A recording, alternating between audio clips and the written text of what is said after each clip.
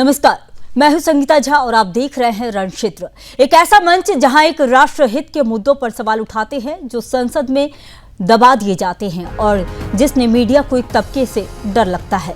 जब लालकोट की पवित्र धरती पर बांग्लादेशी घुसपैठिए पकड़े जाते हैं, जब देश के हर कोने में रोहिंग्या और बांग्लादेशी अवैध घुसपैठिए फर्जी आधार और मतदाता पहचान पत्र बनवाकर हिंदुस्तान की योजनाओं को लूटते हैं, तब ये सवाल उठता है कि क्या भारत माता की धरती इन राष्ट्र विरोधी ताकतों की जागीर बन चुकी है। रणक्षेत्र आज फिर चेतावनी दे रहा है। भारत अब जाग रहा है, भारत अब चुप नहीं रहेगा, क्योंकि भारत को चाहिए जनता एनआरसी। हमें जनगणना नहीं चाहिए, हमें जन सुरक्षा चाहिए। जब असम में एनआरसी लागू हो सकता है तो फिर पूरे भारत में क्यों नहीं। जब हम हिंदुस्तानी नागरिक नौकरी, इलाज, शिक्षा के लिए संघर्ष कर रहे हैं तो दिल्ली के अस्पतालों में रोहिंग्या क्यों खड़े हैं। बिहार यूपी की गलियों में बांग्लादेशी दुकानदार कैसे फल फूल रहे हैं। और सबसे बड़ा सवाल, क्यों नेता इन घुसपैठियों को अल्पसंख्यक कहकर पाल रहे हैं। क्यों विपक्ष इनकी ढाल बनकर खड़ा है। क्यों इनका धर्म वोट है, इनका मजहब तुष्टिकरण है और इनका ईमान सत्ता की कुर्सी है। क्यों संसद में जनता एनआरसी की आवाज नहीं गूंजती। क्यों घुसपैठियों के खिलाफ बोलने वाला राष्ट्रवादी मीडिया ही टारगेट किया जाता है। क्यों सुदर्शन न्यूज की मुस्लिम विरोधी बताकर चुप कराना चाहते हैं ये तथाकथित सेक्युलर गैंग। क्योंकि हम कहते हैं ये धर्म की नहीं, ये राष्ट्र की लड़ाई है, ये मुद्दा आपकी सुरक्षा का है। अगर आज एनआरसी नहीं आया तो कल आपकी बेटी, आपका मोहल्ला, आपकी अस्मिता तक दांव पे होगी।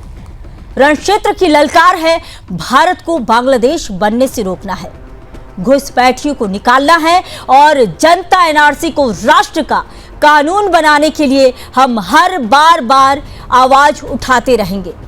आज लालकोट की सुरक्षा टूटी है, कल संसद का गेट भी गिर सकता है।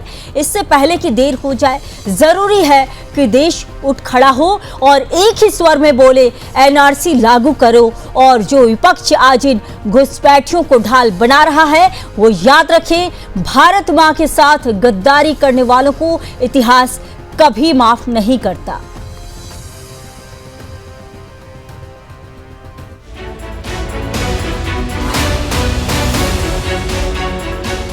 साल भर पहले तारीख थी 5 अगस्त 2024, जगह थी ढाका बांग्लादेश और घटना थी शेख हसीना की सरकार का पतन। कट्टरपंथियों ने तख्त पलट दिया, मस्जिदों से उग्र भाषण निकले, सड़कों पर खून बहा और बांग्लादेश की धर्मनिरपेक्ष पहचान चूर चूर हो गई। और आज ठीक एक साल बाद 5 अगस्त 2025 को लालकोट, भारत का गौरव, वहां घुसपैठ करते हैं 6 बांग्लादेशी अवैध नागरिक। क्या ये सिर्फ संयोग है या कोई सुनियोजित साजिश? क्या वही स्क्रिप्ट जो ढाका में चली अब दिल्ली में शुरू हो गई है? क्या भारत को भी बांग्लादेश की तरह धार्मिक विद्वेष और आतंकी हिंसा में झोंकने की तैयारी हो रही है?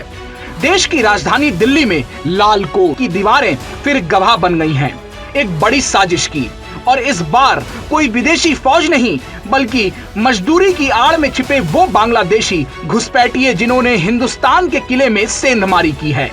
लेकिन सवाल ये नहीं है कि उन्होंने घुसपैठ की, सवाल ये है कि उन्होंने इतनी हिम्मत कैसे दिखाई। जवाब साफ है, क्योंकि उन्हें पता है भारत में एक ऐसा विपक्ष है जो उनके साथ खड़ा है, जो अवैध बांग्लादेशियों को मजलूम बताता है और एनआरसी का विरोध करता है। देश के नागरिक जानना चाहते हैं, क्या आज का विपक्ष सिर्फ सत्ता के लिए आतंक के समर्थन में खड़ा है? जो घुसपैठियों के लिए आंखें मूंद लेता है, वो भारत के नागरिकों की सुरक्षा कैसे करेगा? सवाल कांग्रेस से है, सवाल आम आदमी पार्टी से है, सवाल उन सभी सेक्युलर पंथियों से है जो देश से ज्यादा वोट बैंक की फिक्र करते हैं। लेकिन सवाल ये नहीं कि घुसपैठ की कोशिश हुई है, सवाल ये है कि इन घुसपैठियों की हिम्मत इतनी बढ़ी कैसे? जवाब साफ है, भारत का विपक्ष आज राष्ट्र के नहीं बल्कि घुसपैठियों के साथ खड़ा है। एनआरसी का विरोध कर, सीएए पर बवाल कर उन्होंने इन्हीं जिहादियों को न्योता दिया है। वो कांग्रेस हो या आम आदमी पार्टी, इनकी राजनीति आज तुष्टीकरण की दलदल में डूब चुकी है। एनआरसी यानी national registered citizen of India, एक ऐसा हथियार जो देश से अवैध घुसपैठियों को बाहर का रास्ता दिखा सकता है। लेकिन विपक्ष को इससे परेशानी है। आखिर क्यों? क्योंकि उन्हें वोट चाहिए, भारत की सुरक्षा नहीं। सवाल साफ है, जब घुसपैठिए लाल कोर तक पहुंच जाएं, जब धार्मिक कट्टरपंथ दिल्ली की दीवारों तक आ जाएं, तब भी क्या हम चुप रहेंगे? सुदर्शन न्यूज बार बार चेताता रहा है, एनआरसी लागू की जाए ताकि जो बांग्लादेश से आए अवैध घुसपैठिए हैं उन्हें बाहर किया जा सके। लेकिन आज भी कांग्रेस, आम आदमी पार्टी, वामपंथी और सेक्युलर ब्रिगेड एनआरसी के विरोध में खड़ी है। अगर आज भारत ने आंखें मूंदी तो कल कहीं लाल कोर ढाका ना बन जाए। अगर आज एनआरसी नहीं लागू हुआ तो कल शहर में घुसपैठियों की जड़ें गहरी हो जाएंगी। इसलिए देश पूछ रहा है, एनआरसी से किसको डर है? अवैधों को या फिर उनके राजनीतिक संरक्षकों को? Bureau report, Sudarshan news.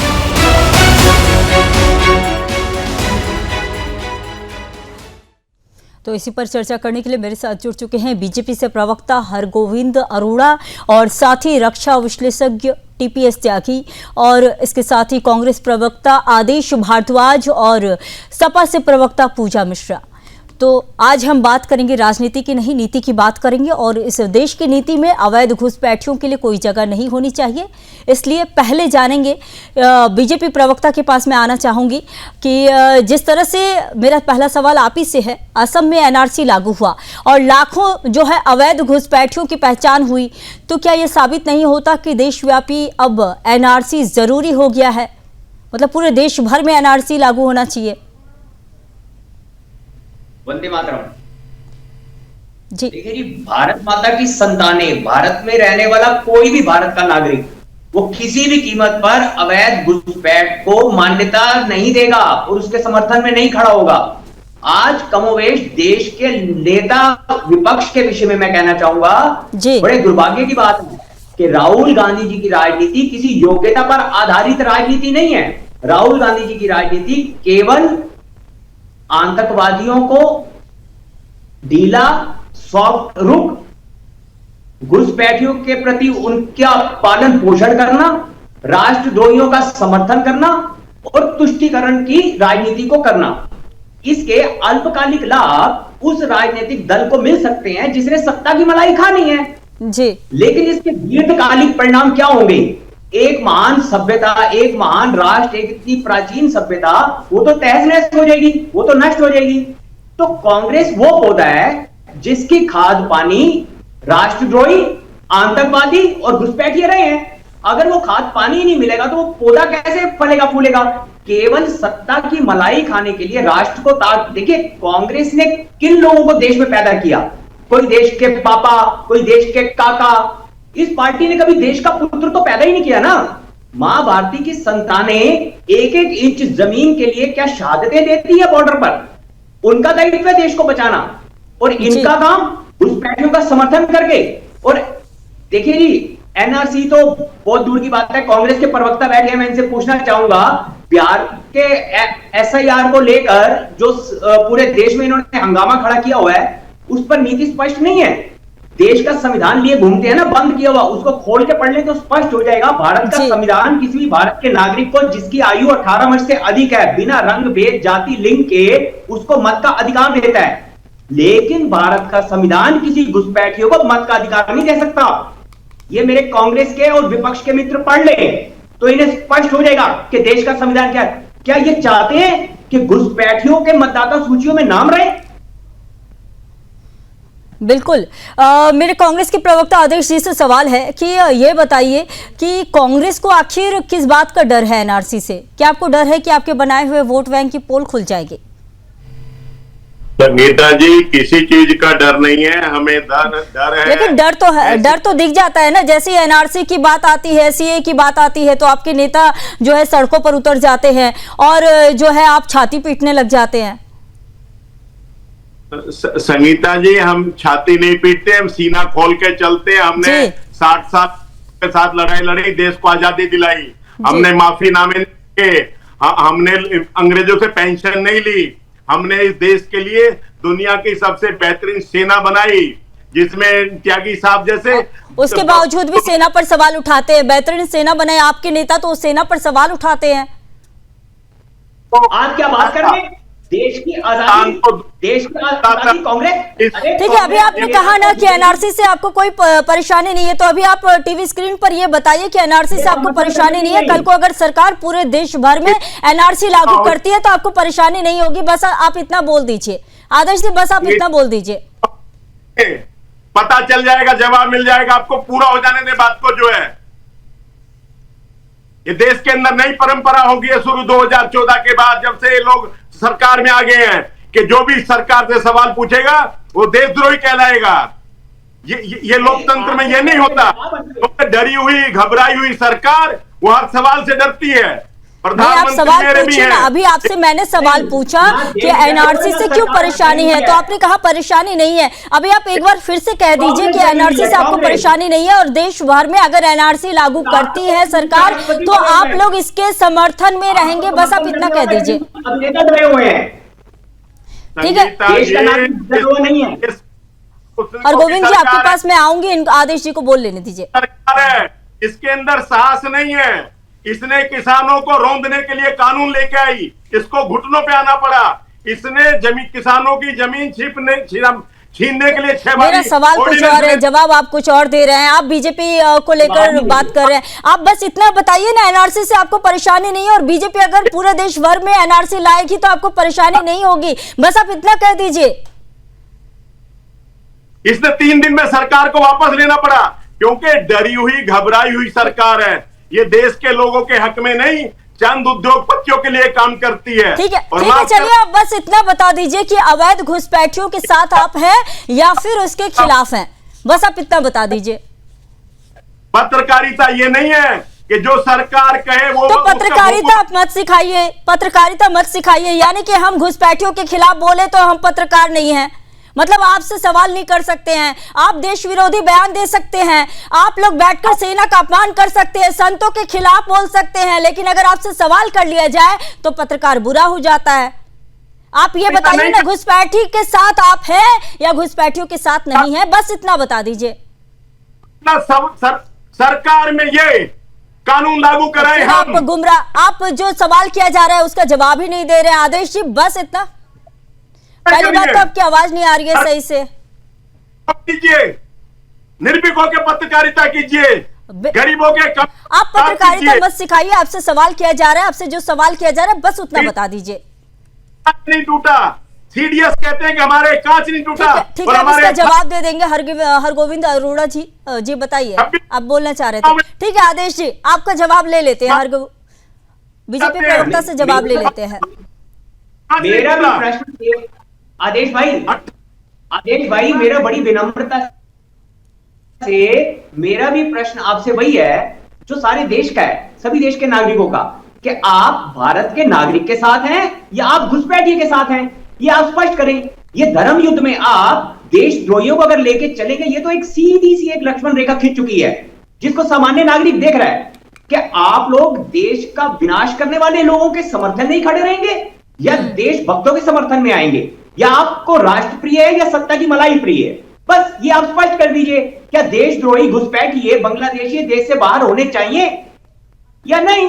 बस हाँ या ना। ठीक है, मैं सपा प्रवक्ता के पास आना चाहूंगी। पूजा जी यह बताइए कि आप भी उसी इंडी गठबंधन का हिस्सा है जो कि अवैध घुसपैठियों के खिलाफ सीना ठोकता हुआ नजर आता है और जैसी अवैध घुसपैठी की बात होती है तो प्रदर्शन करने के लिए सड़कों पर उतर आते हैं। आपका क्या कहना है? आपको नमस्कार संगीता जी, साथी प्रवक्ताओं को भी नमस्कार। भाजपा से पूछिए ना कि ये जो है घुसपैठियों के साथ में है कि जो है भारतीयों के साथ में है। ये ले दे करके जो विपक्ष है वो तो भारतीय है। इनको डाउट है क्या कि मैं भारतीय हूँ कि नहीं, अखिलेश यादव जी भारतीय है कि नहीं, कि राहुल गांधी जी भारतीय है कि नहीं, या फिर जो है नीतीश कुमार फाइट के साथ चले गए, उनका तो कब बदल जाते पता नहीं चलता है। कि बाकी जितने विपक्ष के लोग हैं, फिलहाल अभी आप अखिलेश यादव की प्रवक्ता बनिए ना, आप अखिलेश यादव की बात कीजिए। आप अपनी पार्टी की बात बताइए ना कि आपकी पार्टी किसके साथ है, घुसपैठी के साथ है या नहीं? बस इतना बताइए। आप घुसपैठी के साथ देंगे क्या? नहीं, ऐसा नहीं होता संगीता जी, ऐसे नहीं होता। नहीं, जवाब आप अपनी पार्टी के पक्ष से रखिए। आप तो कांग्रेस की प्रवक्ता बन रही है, कांग्रेस की प्रवक्ता है यहाँ पर। सर्वोपरि तो राष्ट्र सर्वोपरि भाई हमारे लिए। हम हम समाजवादी पार्टी के प्रवक्ता है क्योंकि हम भारत देश के नागरिक हैं। मैं भारत देश की नागरिक हूँ, समाजवादी पार्टी की जो है कार्यकर्ता हूँ, समाजवादी पार्टी से प्रवक्ता हूँ, राष्ट्र सर्वोपरि है। इनसे पूछिए कि ये घुसपैठी अंदर आए कहां से, ये बॉर्डर किसकी जिम्मेदारी है? केंद्र की। आधार कार्ड ठीक है, आप राष्ट्रहित की बात कर रही है ना, तो यानी कि पूजा जी सुन लीजिए, यानी कि ये साफ है कि आप बांग्लादेशी जो घुसपैठी हैं उन्हें जब निकाला जा रहा है तो इसके साथ है आप। फिर आप सुनेंगे नहीं, आप सुन लीजिए बात करते हैं, आप साथ है ना, घुसपैठियों के साथ है ना, या फिर नहीं है? अगर बांग्लादेशी घुसपैठियों को निकाला जाएगा तो आप इसके पक्ष में रहेंगे ना? थोड़ा लज्जा करिए। अरे यानी कि आपसे सवाल कर रहे हैं तो शर्म की बात हो गई। आपसे पूछा जा रहा है जितना से तो वो तो आप बता नहीं रहे हैं, आप तो इधर उधर की बात कर रहे हैं। जैसे ही बांग्लादेशी घुसपैठियों की बात होती है आप लोग गुमराह करने लग जाते हैं, आप इधर उधर की गोल गोल बातें करने लग जाते हैं। घुसपैठियों के साथ में भारत देश का कोई नागरिक नहीं होगा। हो सकता है कि जो है सुदर्शन न्यूज हो, पर समाज। अच्छा, आप नहीं है उस घुसपैठियों के साथ, आपकी पार्टी अखिलेश यादव नहीं है घुसपैठियों के साथ। जब निकाला जाएगा चुन चुनकर आप समर्थन करेंगे इस बात का? मैं उसका जवाब दे रही हूँ। और अभी जब राष्ट्र की बात चल रही है तो पूछिए रही, तो अभी क्या बोलते जो है बिहार में चल रहा है स्पेशल, हाँ एफआईआर की भी बात कर ली इन्होंने। एफआईआर की बात की बड़ी अच्छी बात है। एफआईआर में फिलहाल जो मुद्दा है वही पर रहिए, मुद्दे से मत भटकाइए। पेजों का एफिडेविट दिया नहीं, आप फिलहाल घुसपैठी को लेकर बात हो रही है। एसआईआर पर हम बहुत डिबेट कर चुके हैं और जब एसआईआर पर अगली बार बातचीत होगी, डिबेट होगी, आपको बुला लेंगे तब आप बोल लीजिएगा। फिलहाल घुसपैठियों को लेकर आप बात कर लीजिए। आपने भाजपा प्रवक्ता को एक बार भी बोला कि हम एसआईआर पे बात नहीं कर रहे हैं। आप जिस पे हमें बात करने नहीं देना चाहते, आप उस भाजपा प्रवक्ता को मत दीजिए, तो हम बिल्कुल एग्री करेंगे। आप उन्होंने बोला, आपने बोलने दिया एसआईआर पे, मैं बोल रही हूं आपत्ति। हम सभी से कह रहे हैं, भाजपा के प्रवक्ता को भी एसआईआर पर बात करने नहीं देंगे। आपसे भी वही कह रहे हैं, घुसपैठियों पर सिर्फ बात कर रहे हैं, घुसपैठियों पर ही बात करेंगे। अगर किसी चीज के लिए आपको चौथी है समाजवादी पार्टी को सेम चीज अगर, हाँ ठीक है, बिल्कुल बीजेपी के प्रवक्ता भी इस पर बात नहीं करेंगे। ठीक है, मैं रक्षा विशेषज्ञ भी मेरे साथ जुड़े हुए हैं, टीपीएस त्यागी, उनके पास आना चाहूंगी। ठीक है पूजा जी, आपके पास आऊंगी, वापस आऊंगी। टीपीएस त्यागी जी भी बहुत देर से जुड़े हुए हैं। तो सर, आपसे मेरा ये सवाल है कि क्या दिल्ली, जम्मू कश्मीर, पश्चिम बंगाल जैसे राज्यों में जो अवैध घुसपैठियों की मौजूदगी, क्या लग रहा है कि एक रणनीतिक खतरा नहीं है आने वाले समय में? जी, आपका टॉपिक असलियत में एनआरसी से शुरू हुआ, नेशनल रजिस्टर ऑफ सिटीजन्स। ये एक मैंडेटरी रिक्वायरमेंट है किसी भी देश के लिए, केवल भारत के लिए नहीं। कोई भी देश अपना रिकॉर्ड रखता है कि कौन कौन मेरे सिटीजन है, लिहाजा एनआरसी की रिक्वायरमेंट के बारे में दो राय हो ही नहीं सकती। अगर है तो कहीं गड़बड़ है। दूसरी बात, ये जो विपक्ष की बातें हैं इनमें भी थोड़ा सा सार है, और वो सार ये है कि घुसपैठी आए हैं, सब जानते हैं। आए कैसे हैं? जो सरकार इस समय है, उस सरकार की ये जिम्मेदारी थी कि वो घुसपैठी नहीं आए, और अगर वो पहले के आए हुए हैं तो उन्हें निकालने की जिम्मेदारी भी उनकी है। अब मैं दो तीन बात कहना चाहता हूँ सर। एक बड़े अच्छे सारे इम्पोर्टेंट पैनलिस्ट हैं। एक पैनलिस्ट ने कहा कि हमने आजादी दिलाई। सर, हम कोई बात, एक तो हम आर्मी ऑफिसर है, आई will not speak a word which can not be substantiated.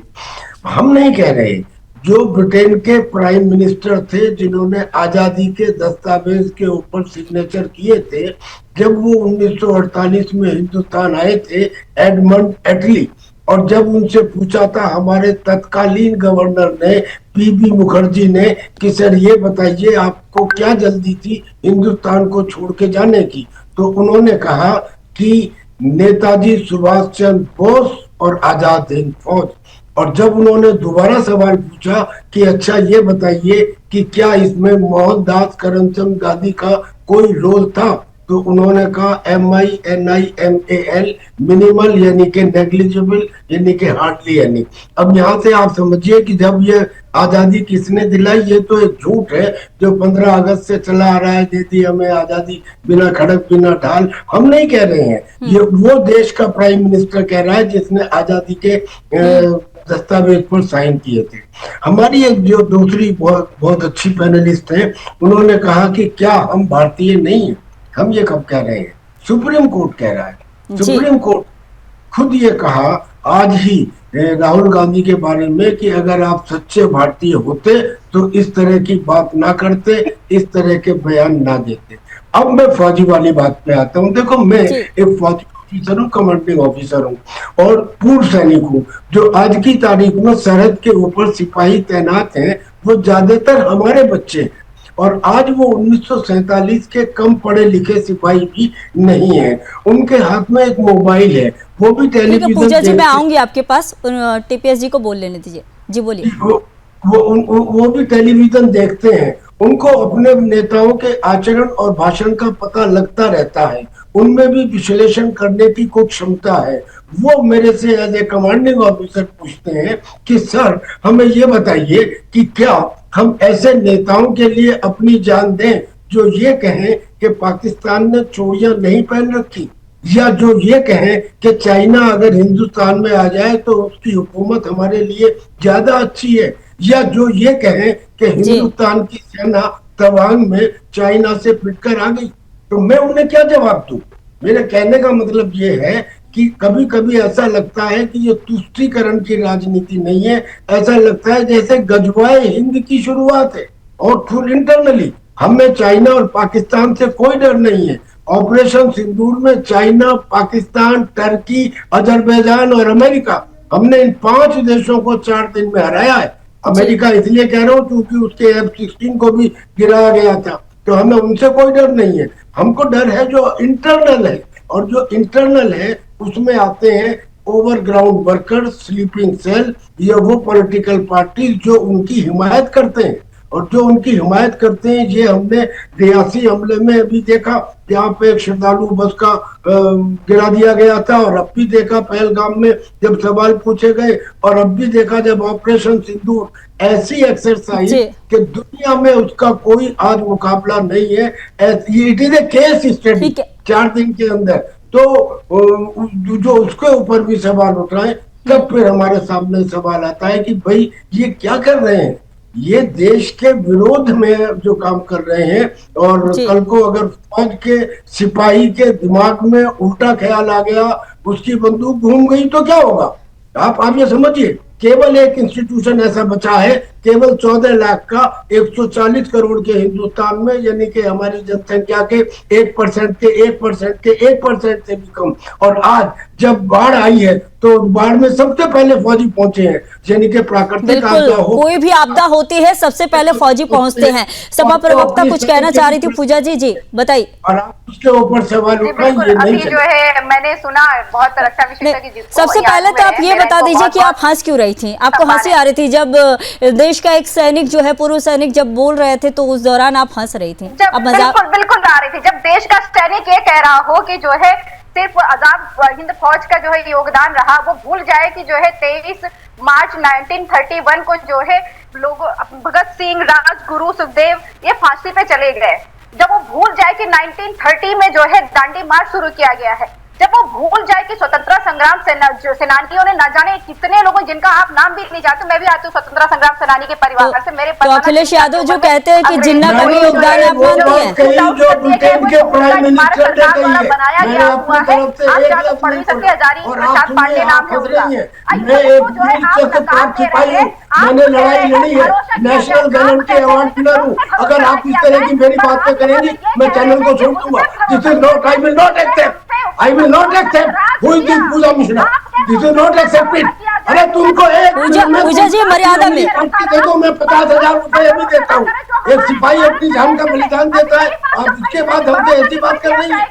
आप किसको मानते हैं? आप किसके साथ में हैं? तो यहाँ पे देखने को मिल रहा है कि रक्षा विशेषज्ञ कह रहे हैं कि British Absolutely wrong, absolutely wrong. There is no base in whatever you are saying. अरे आपने तो सेना का इतना नुकसान किया कि जब आजादी मिली तो उसके बाद भी आपने कहा कि नहीं जी, हम यहाँ पे अपना chief of the army staff नहीं बनाएंगे क्योंकि उन्हें तजुर्बा नहीं है। लिहाजा ब्रिटेन के ही chief of the army staff को 2 साल तक रहने दिया। क्या उस समय के तत्कालीन प्रधानमंत्री को तजुर्बा था? आज क्या बात कर रही है? जबरदस्ती अपने एक पॉलिटिक्स के ऊपर ये बात करती है। आपका देखिए, एक बात सुनिए, फौजियों को कब न समझिए, ये सिचुएशन आ सकती है कि लोग आपका सामूहिक बहिष्कार करें, आपका सामूहिक बहिष्कार करें। बिल्कुल ये सिचुएशन आ सकती है सड़कों के ऊपर। आज इतने लोग खफा है आपकी। पूजा जी, मर्यादा में रहकर बात कीजिए और एक सैनिक को उंगली दिखाकर आप बात नहीं कर सकती टीवी स्क्रीन पर। पूजा जी, मर्यादा में रहकर बात कीजिए। प्रदर्शन, आप टीवी स्क्रीन में उंगली दिखाकर एक सैनिक से बात नहीं कर सकती है। आप मर्यादा में रहकर बात कीजिए। पूजा जी, मर्यादा में रहकर बात कीजिए। इस तरह की चीजें बर्दाश्त नहीं की जाएगी। सुदर्शन न्यूज में ऐसी चीजें बर्दाश्त नहीं की जाएगी। सैनिक के साथ इस तरह का अपमान बर्दाश्त नहीं किया जाएगा। इनकी आवाज गिरा दीजिए। पीसीआर से मैं कहूंगी पूजा जी की आवाज गिरा दीजिए। ठीक है। हरगोविंद जी कुछ कहना चाह रहे हैं जी, कहिए। मैं बड़ी आदर से कर्नल साहब की बात को मॉडिफाई करना चाहूंगा। कर्नल साहब ने कहा अभी समाजवादी पार्टी के प्रवक्ता को कि आपके ये कर्म पूरा देश देख रहा है और आपका सामूहिक बहिष्कार होगा। अरे साहब, यही तो इनकी चिंता का विषय है। जनता इनका सामूहिक बहिष्कार कर रही है, तभी तो ये घुसपैठियों को फंसाकर वोटर लिस्ट में उनका नाम डालकर तभी तो सत्ता की मलाई खाना चाहते हैं, क्योंकि देश की जनता तो इनका बहिष्कार कर रही है। ठीक। तो फिलहाल मैं आना चाहूंगी आदेश जी के पास कि जब एक हिंदू बंगाल से जान बचाकर दिल्ली आता है तो उसे घुसपैठिया कह दिया जाता है, लेकिन रोहिंग्या को अल्पसंख्यक कहकर बसाया जाता है। यही सेक्युलरिज्म है क्या? पहले तो मैं एक सैनिक के नाते त्यागी जी का सम्मान करता हूं, आदर करता हूं, लेकिन जिस तरह से आज भी एक गुलाम की मानसिकता उन्होंने दिखाई कि जिन्होंने भारत के ऊपर राज किया इतने लंबे समय तक, उसकी कही हुई बात को सच मानते हैं और महात्मा गांधी जी का जो लोहा पूरी दुनिया मानती है, सुभाष चंद्र बोस और तमाम। सबसे पहले तो आप ये बताइए कि गुलाम किसे कह रहे हैं? आप गुलाम किसे कह रहे हैं? आदेश ये बताइए कि गुलाम किसे कह रहे हैं, नाम बताइए। और महात्मा गांधी जी कितने लंबे समय तक जेल में गए और किस तरह से अपने स्वतंत्र के आंदोलन को चला के रखा, ये किसी से छुपा हुआ नहीं है। इसलिए मैं जो त्यागी जी ने कहा, मैं उस बात का पूरी तरह से खंडन करता हूं, लेकिन एक सैनिक के नाते उनका सम्मान करता हूं और मैं स्वतंत्रता से यानी कि आपकी पार्टी की नीति वही हमेशा से नजर आई है कि आप देश विरोधी जो है बयान भी देंगे, देश विरोधी चीजों को हमेशा ही समर्थन करेंगे। ये आज भी टीवी स्क्रीन पर दिख गया। आप एक सैनिक के बातों का खंड नहीं, आज तो सिद्ध हो गया ना कि कांग्रेस के राष्ट्रीय नेतृत्व से लेके इनके ब्लॉक स्तर तक कार्यकर्ताओं में केवल एक ही गुत्थी दी गई है कि राष्ट्र का और राष्ट्रभक्तों का अपमान, ताकि तुष्टीकरण की राजनीति चले। देश का नागरिक जो है वो लड़ रहा है अपनी जमीन के लिए, वहीं जो है ये कुछ नेता जो ऐसे भी बैठे हुए हैं जो कि घुसपैठियों के लिए लड़ रहे हैं। और काका ही रहे ना, कोई माँ भारती का पुत्र तो राष्ट्र का नायक इनकी नजरों। ठीक है हरगोविंद जी, आपके पास आऊंगे, आदेश जी को बोल लेने दीजिए। बोलिए आदेश जी, लेकिन आपकी आवाज क्लियर नहीं आ रही है। संगीता जी, मैं सिर्फ इतना कहना चाहता हूं कि मैं सैनिक के नाते त्यागी जी का सम्मान करता हूं, लेकिन त्यागी जी को बड़े अदब के साथ ये भी बताना चाहता हूं कि मनमोहन सिंह जी की 10 साल की सरकार में 2004 से 2014 में 87,732 लोगों को डिपोर्ट किया था। अब 11 साल से मोदी जी की सरकार है, इस साल 731 लोग किए गए हैं, उससे पहले 421 लोग किए गए थे। ये सारे 11 सालों में 11,000 लोग भी डिपोर्ट नहीं कर पाए। ये बताइए किसके राज्य में घुसे हैं वो?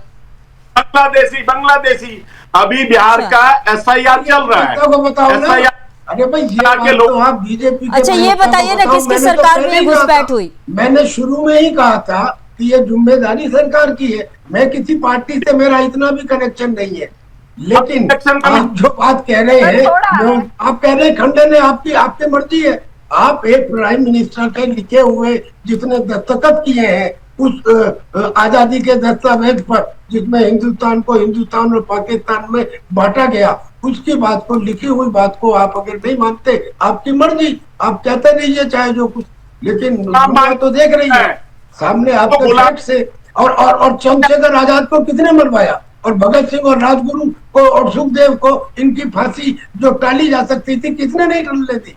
तो उसके बाद आप कह रहे हैं तो आपकी मर्जी। कांग्रेस ने स्पष्ट है ठीक है तो ये पूजा तो जी बोलिए। कन्ना साहब, जो कांग्रेस नाम की लिए थे ना, ये फैसला जो नहीं नाम किया लिए है। थे, पूजा जी कुछ बोलना चाह रही है, हाँ बोलिए। रही है, जो देश के वीर सपूत थे उनका सम्मान भी नहीं हो पा रहा है। हमें लगता है कि डिस्कशन ही नहीं जानना चाहिए वहां पर, क्योंकि फिर उनको यहाँ ड्रैग करना, हम लोग इतने छोटे व्यक्ति हैं कि हम जिन्होंने देश के लिए अपनी जान न्यौछावर की और हम बैठ करके हम आज बहस कर पा रहे हैं, हम उन पे बात नहीं कर सकते। सब सम्मानित रहे हैं, उनको ड्रैग नहीं करना चाहिए। अब वर्तमान की बात कर ली जाए, अगर जो है सरकार को लग रहा है ये घुसपैठिए आ रहे हैं तो भाई बॉर्डर सुरक्षित करिए ना। किसने रोका हुआ है बॉर्डर पे आपको? पहलगाम पे कहां से लोग आ गए? पहलगाम पे प्रश्न था कि कैसे वो वहां पे आ गए। आर्मी पे ना प्रश्न था, ना है और ना ही कभी होगा। आपने एक बार भी पूछा, विजय शाह ने क्या कमेंट किया हुआ था? इनके जो है मंत्री है मध्य प्रदेश से, इनसे पूछा क्या आपने? हरियाणा के इनके राम जी सांसद है, उन्होंने क्या कमेंट किया था पहलगाम करके? आपसे प्रश्न पूछ लिया जाए। लब्बोवाब इनकी बातों का और सारा निचोड़ यही निकलेगा कि आज भी इनका क्वेश्चन मार्क सेना की विश्वसनीयता पर है, सेना की क्षमता पर है, सेना की योग्यता पर है। जो है 300 किलोमीटर चल करके हमारे देश में घुस जाते हैं। सरकार घुसपैठियों को बाहर निकाल रही है देश से। भारत देश आप सरकार के इस कदम का समर्थन करते हैं? कहीं चुल्लू पर पानी क्या घुसपैठियों भारत की भूमि से बाहर होने चाहिए या नहीं?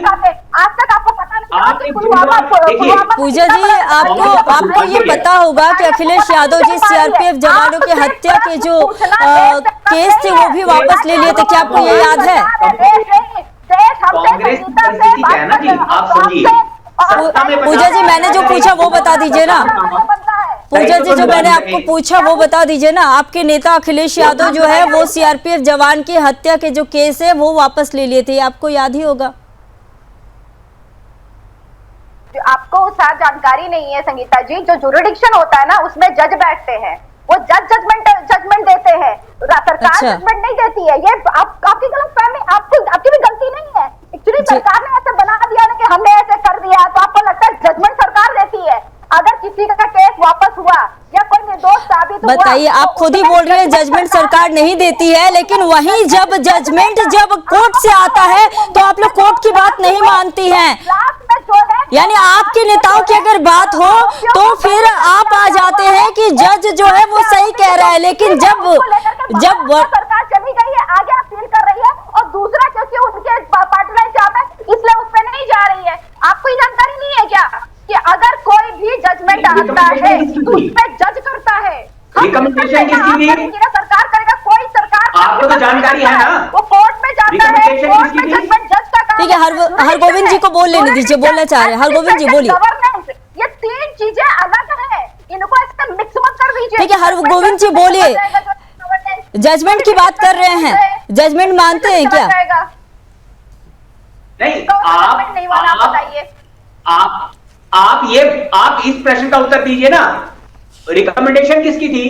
किसने रिकमेंड किया? शर्म करिए, राज्य ने, सरकार राज्य ने। आपको पता है प्रश्न सरकार से बनता है। आपकी साथी पार्टी के नेता प्रियंका गांधी ने तो आज सुप्रीम कोर्ट के ऊपर क्वेश्चन मार्क कर दिया, उसने प्रश्न चिन्ह लगा दिया।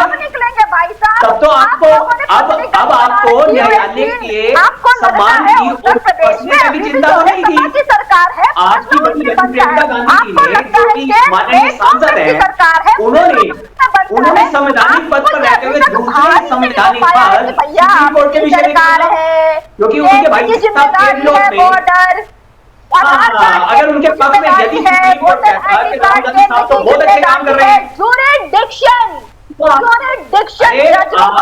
क्या बातें करनी है? उनकी जिम्मेदारी है एडमिनिस्ट्रेशन का अपमान करने का, जो है जो सम्मान आप नहीं कर सकते, देश के सैनिक का सम्मान आप नहीं कर सकते, देश के न्यायालय का सम्मान आप नहीं कर सकते, देश के संविधान का सम्मान आप नहीं कर सकते, सवालों के जवाब देना, अकाउंटेबिलिटी लेना, और आप लोगों ने अकाउंटेबिलिटी लेना छोड़ दिया है। आपको लज्जा भी नहीं आती है जब से आपकी सरकार आई है, तब से आतंकवादियों के रात को अदालतें खुलवाना, भी खत्म हो गया हुआ है। आपको लगता है कि हम तो हमने आदेश पारित किया हुआ है, हमारे आदेश का पालन होना चाहिए, सिर्फ आपको यहीं पे भरोसा रख रहे होते। अभी भी अगर देश में घुसपैठी आ रहे हैं, दास्तानों में आपकी कमी है, आप इन्फिल्ट्रेशन नहीं रोक पा रहे, कहा था कि जो है इनफिल्ट्रेशन इससे रुकेगा। यही उत्तर प्रदेश में गोरखपुर में मुख्यमंत्री जी के नाक के नीचे जो नकली नोट बनते रहते हैं और आपको पता नहीं चला इन्फिल्ट्रेशन चलता रहा। यही आपके नाक के नीचे जो है 300 किलोमीटर तक चल करके आतंकवादी अंदर चले जाते हैं, आपको पता नहीं चलता। यही पे जो आपके यहाँ पे जो बांग्लादेश, पूजा जी, मुद्दे से आप लोग मुद्दे से पूरी तरह से मुद्दे से आप भटकाने की कोशिश कर रही है। मुद्दा यहाँ पे घुसपैठ को लेकर है, लेकिन आप कहां से कहां चले गए। घुसपैठ को लेकर मुद्दा चल रहा है, लेकिन आप कहां से कहां की बात कर रहे हैं। अच्छा पूजा जी, बस इतना बता दीजिए, राम जन्मभूमि की जब बात हुई थी तब आप लोग नहीं इसके खिलाफ खड़े हुए थे। आप लोग देश हित की बात या फिर देश के लोगों की बात या फिर कभी भी देश के किसी भी मुद्दे की जब बात हो तो उसके खिलाफ क्यों खड़े हो जाते हैं। आज घुसपैठ को लेकर बात हो रही है तो घुसपैठ को लेकर बात ही नहीं कर रही हैं आप। घुसपैठ को रोकने को लेकर बात हो रही है, घुसपैठ के खिलाफ आप हैं यानी ये जानने की कोशिश की जा रही है, तो इससे बात ही नहीं कर रही है।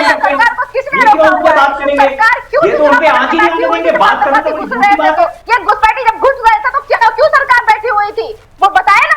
सरकार से पूछिए तो सिर्फ क्या सरकार, पूजा जी एक सीधा सा सवाल, सिर्फ सरकार तो सरकार अभी तो चुन चुन कर बाहर निकाल रही है ना। सरकार का साथ दीजिए ना, सरकार का साथ दीजिए ना। और आप भी ऐसे लोगों को आप भी नहीं, आप लोग सरकार का साथ दीजिए ना, समर्थन में खड़े हो जाइए ना घुसपैठ के खिलाफ, क्योंकि ये तो राष्ट्रहित का मुद्दा है, ये तो देश का मुद्दा है। अगर आज नहीं निकाला जाएगा तो कल को जो है हर किसी को अस्पताल से लेकर स्कूल से लेकर हर जगह जो है सीट की दिक्कत होगी। पहले जो है ये घुसपैठियों को जगह मिलेगी।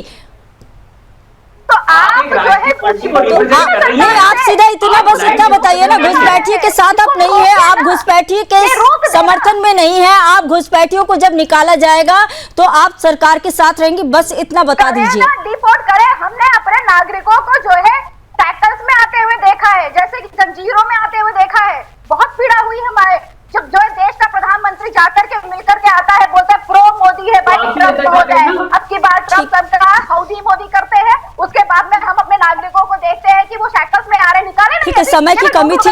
फिलहाल के लिए बहुत बहुत धन्यवाद आप सभी का जुड़ने के लिए। टीपीएस से आगे जी आपका भी बहुत धन्यवाद, पूजा जी आपका भी धन्यवाद, और साथ ही आदेश जी आपका भी धन्यवाद, और हरगोविंद अरोड़ा जी आपका भी बहुत धन्यवाद चर्चा में जुड़ने के लिए। तो आज की बहस में सवाल साफ था कि भारत को बांग्लादेश नहीं बनने देना है, घुसपैठ को रोकना है और राष्ट्र की सुरक्षा को सर्वोपरि रखना है। अब फैसला जनता को करना है, क्या वो एनआरसी के साथ खड़ी है या वोट बैंक की राजनीति के खिलाफ।